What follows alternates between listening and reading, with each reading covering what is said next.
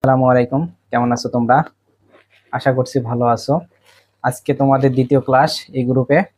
আজকে পড়াবো হচ্ছে অষ্টম অধ্যায়। তোমাদের যে গণিত বইয়ের অষ্টম অধ্যায় আছে, অষ্টম অধ্যায় তথ্য ও উপাত্ত অর্থাৎ পরিসংখ্যান, এই অধ্যায়টা নিয়ে কথা বলবো। আমি উপরে হেডলাইনে লিখে রেখেছি অষ্টম অধ্যায় তথ্য ও উপাত্ত। তথ্য ও উপাত্ত থেকে সৃজনশীল যেটা হবে, সৃজনশীলের ক নম্বরে যে প্রশ্নগুলো থাকবে, শুধুমাত্র আজকে ক নম্বর নিয়ে কথা বলবো। এরপরে ভিডিওতে খ নম্বর, তারপরের ভিডিওতে গ নম্বর নিয়ে কথা বলবো। খুব অল্প সময় কথা বলবো।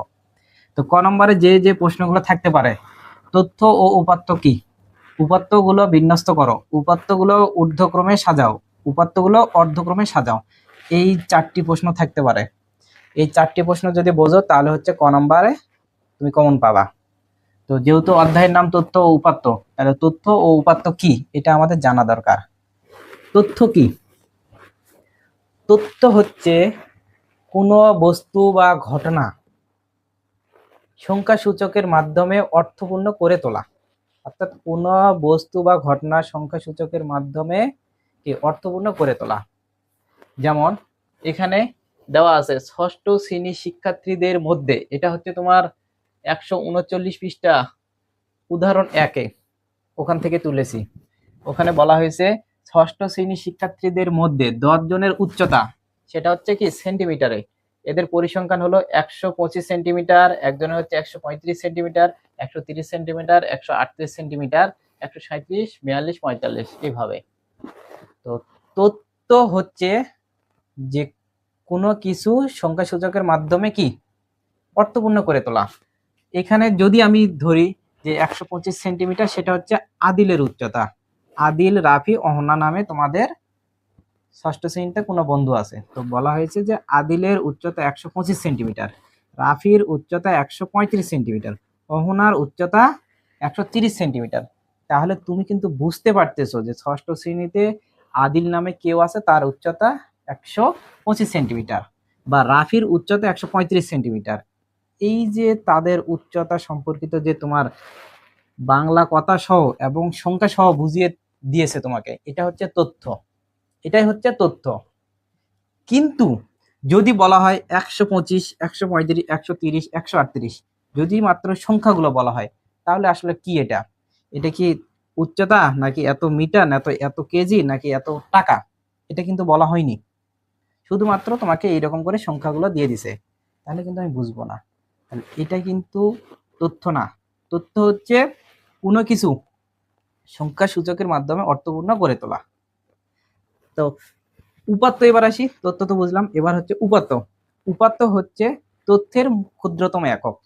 অর্থাৎ 125, 135, 130, 138, অর্থাৎ এদের মধ্যে যে সংখ্যাগুলো আছে সেগুলো হচ্ছে উপাত্ত। সেগুলোই হচ্ছে উপাত্ত। উপাত্ত কোনো অর্থপূর্ণ হয় না আর কি। যদি আমরা পার্থক্য খুঁজি, পার্থক্য হচ্ছে তথ্যের অর্থপূর্ণ, কোনো কিছু অর্থপূর্ণ, আর উপাত্ত কোনো অর্থ নাই আর কি। সেটা 125 সেন্টিমিটার উচ্চতা হতে পারে, টাকা হতে পারে, এমন আর কি, বা এত কেজিও হতে পারে। অর্থাৎ এটা উপাত্ত বা ডাটা, এই সংখ্যাটা হচ্ছে ডাটা। তাহলে তথ্য উপাত্ত কি এটা বুঝলাম। এটা একটু শুধু বুঝাই দিলাম। তোমাদের বইয়ে যে সংজ্ঞাটা আছে, এই সংজ্ঞাটা মুখস্থ করবা, মুখস্থ করে পরীক্ষায় আসলে লিখবা। এবার হচ্ছে এটা, এই ক নিয়ে কথা বলি, এটা শেষ। উপাত্তগুলো বিন্যস্ত করো, উপাত্তগুলো বিন্যস্ত করো। বিন্যস্ত নিয়ে কথা বলি। বিন্যস্ত অর্থ হচ্ছে সাজানো। বিন্যস্ত অর্থ হচ্ছে সাজানো, সেটা হচ্ছে ছোট থেকে বড় বা বড় থেকে ছোট, যে কোনো ক্রমানুযায়ী সাজাতে হবে। তো এখানে এই যে এই পরিসংখ্যানটা যদি আমরা বিন্যস্ত করি, তাহলে হচ্ছে ছোট থেকে বড় আকারে যদি সাজাই, তাহলে দেখো তো এদের মধ্যে ছোট কোনটা? 125, 125, তারপরে খোঁজো তো 130, 130, তারপর হচ্ছে 135, তারপরে হচ্ছে 138, তারপর হচ্ছে সরি 137 আছে তার আগে, 137, তারপর হচ্ছে 138, তারপরে দেখো তো 140 আছে, 140, তারপর 142, 142, তারপর হচ্ছে 145, তারপরে দেখো তো 145, তারপর 150, তারপর হচ্ছে 152। মোট কত জনের? 10 জনের। 1 2 3 4 5 6 7 8 9 10। এই যে তুমি যে ক্রমানুযায়ী সাজালে, এটাই হচ্ছে বিন্যস্তকরণ, অর্থাৎ বিন্যস্ত অর্থ সাজানো। সেটা তুমি ছোট থেকে বড় আকারে সাজাতে পারো বা বড় থেকে ছোট আকারে, এটা কোনো ভেদাভেদ নাই। বিন্যস্ত মানে হচ্ছে সাজানো, বিন্যস্ত মানেই সাজানো। কিন্তু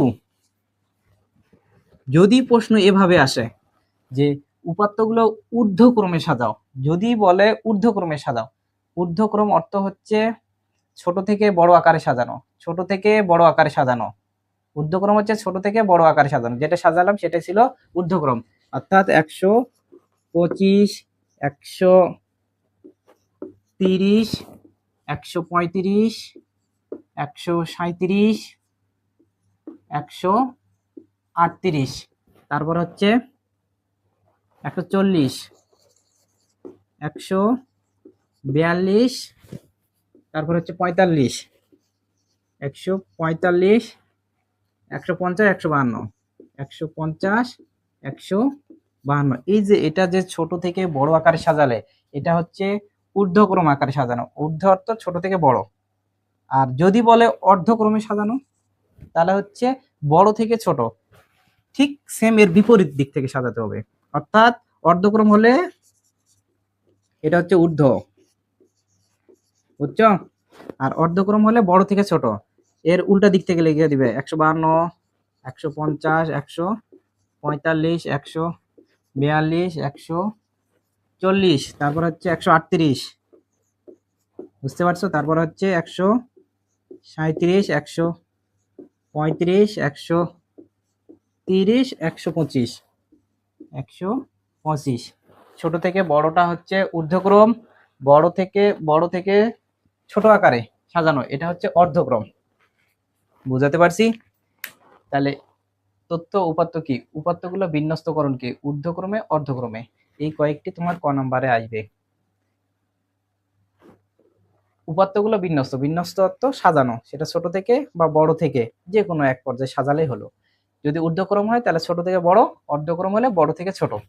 কিন্তু এই যে অবিন্যস্ত আর বিন্যস্ত, এটার একটু পার্থক্য আমরা দেখি তো। অবিন্যস্ত অর্থ হচ্ছে যেগুলো সাজানো নাই, যেমন তোমার 125, তারপরে হচ্ছে 135, এখানে আবার 130 ঢুকে গেছে।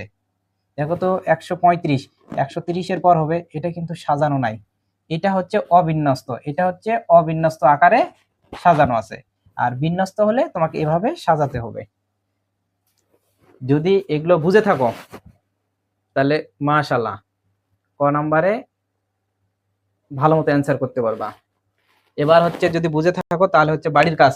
বাড়ির কাজ আমি লিখে রেখেছি অনুশীলনী, তোমার যে অষ্টম অধ্যায়ের অনুশীলনী আছে তার 3 নাম্বারের ক খ গ নাম্বারটা আমাকে হচ্ছে করে দিবা, হোয়াটসঅ্যাপে ছবি তুলে পাঠিয়ে দিবা, খাতায় করবে, করে হোয়াটসঅ্যাপে ছবি তুলে পাঠিয়ে দিবা। সেটা হচ্ছে 147 পৃষ্ঠাতে আছে। আজকে শুধুমাত্র ক নাম্বার নিয়ে কথা বললাম, এরপরে খ নাম্বার নিয়ে কথা বলবো, তারপর হচ্ছে গ নাম্বার, খুব অল্প সময়, তাহলে হচ্ছে এই অধ্যায় কমপ্লিট হয়ে যাবে।